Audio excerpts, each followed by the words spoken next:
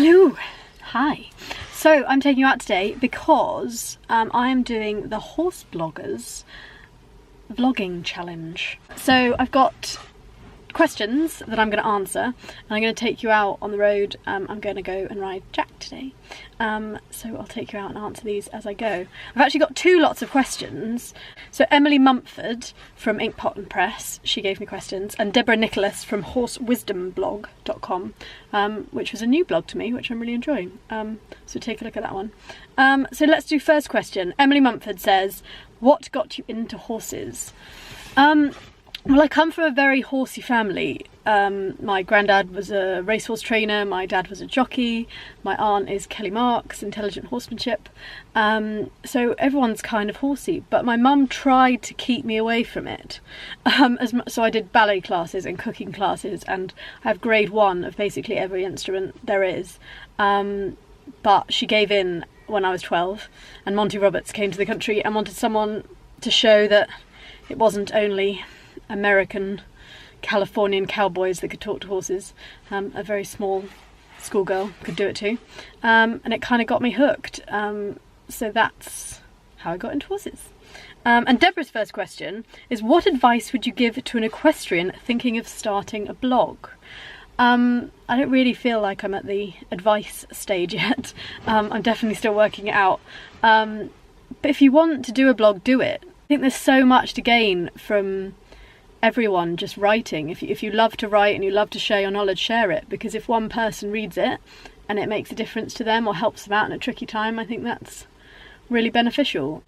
So I'm going to hit the road, head down through the traffic and go and see Jack. So let's go.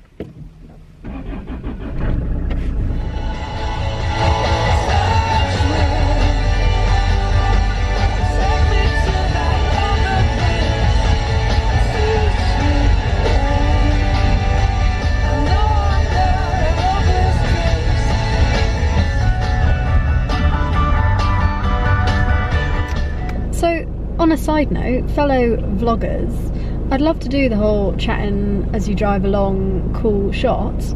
But how do you do it? Where do I put the camera? I've tried and epically failed. So any advice, much appreciated.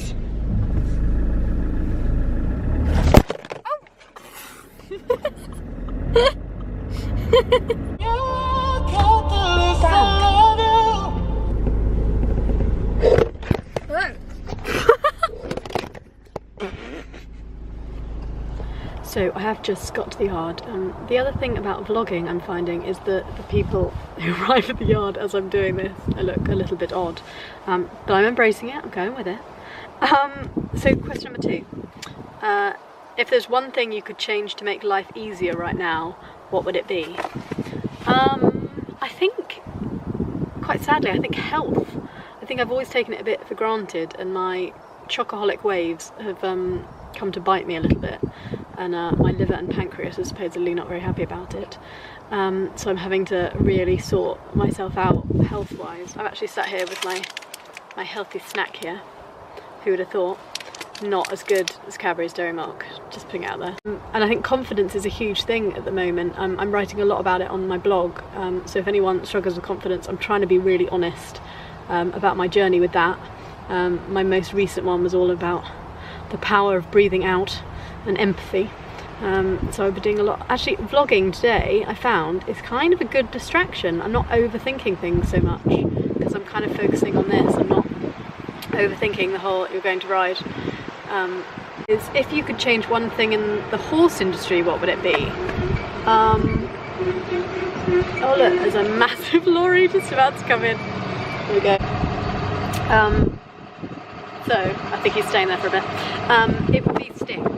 I know I talk about it quite a lot, but I hate it when I walk around Horse of the Year show and Olympia and all these things. All the kids, everyone's buying sticks. They're just carrying them around like they're just what you do, and I just don't think that's true. And I think, I'm hoping that the whole, like, we used to drive without seatbelts, or we used to drink drive, and now if you're like, oh, I drink drive, that's not cool, that's not fine. And I'm hoping that in a few years we'll be in the same boat and be like, oh, you carry a stick, okay. I think we're past that, we're cleverer than that now. There's better ways to do it, and that's a big thing for me.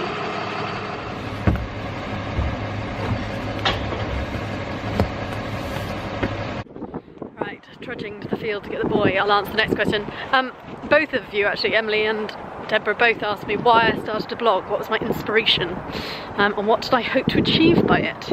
I mentioned earlier, I just started it because I was kind of bored, not riding, not sure how I stay involved with horses while I was growing a tiny human, and so just started writing, and I didn't know what I wanted to achieve really. I said in my first ever blog, if one person reads this and it helps, then that's cool. But Monty Roberts, who is a massive inspiration to me, says he wants to make the world a better place for horses and humans. And I think that's a very good thing to live by.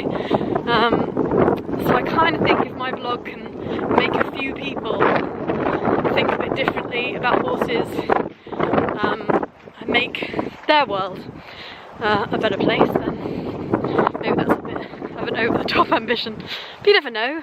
Monty's had like 30 more years than me, or more, so you never know. I'll keep trying. Ugh. Please tell me that spring is nearly here. And why are they always the furthest point of the field? Always, guaranteed. Yeah. Hello.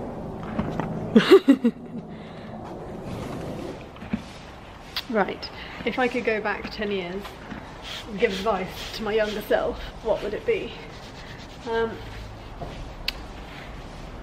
Tricky.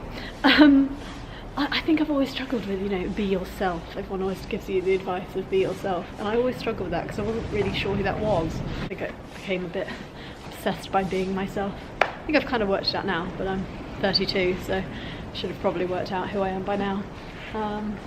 That would be my advice. Chill, you'll work it out. And then also, what motivates me? I've always been quite competitive, and if someone tells me I can't do something, that's always a good motivator for me. Although I think my family worked that out quite early and got me, you know, you can't get ready for bed in 1 minute, and you definitely can't tidy your room, that kind of thing. And challenges are always good, hence taking part in the vlogging challenge. Pushes me out of my comfort zone a bit, gets me working, doesn't it? And he challenges me a bit, so hopefully we'll work it out together though as we go along.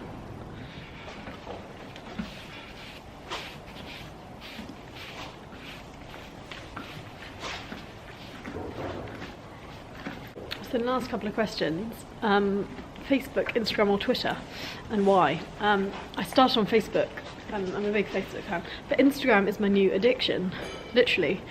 It's bad for me. I might have to add that to my list of things I need to sort out about my life.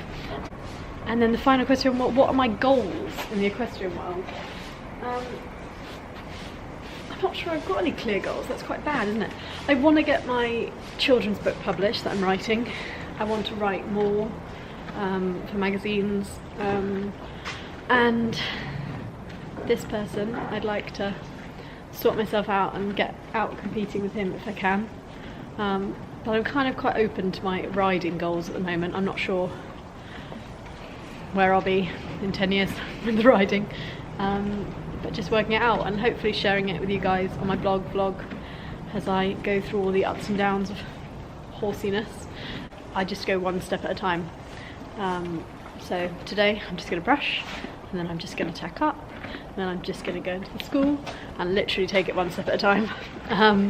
And then when I was out competing, I used to do the same thing, one fence at a time. I wasn't going in to jump a massive course, I was just going to jump one fence because that's not so worrying. I'm actually going to write a blog. I'm just about to publish a blog about that exact thing, one fence at a time. So check that out if you're in the same boat. Yeah, that. Oh! Jack wants to be more about him. Oh, steamed up. On that note, I better give him. I better give Jack my full attention for a bit. Thanks for my questions, Emily and Deborah. Really appreciate that. And good luck everyone else with your vlogging challenges. Bye. Say bye, Jack. No, he's not gonna say bye because he's a horse. Doesn't talk.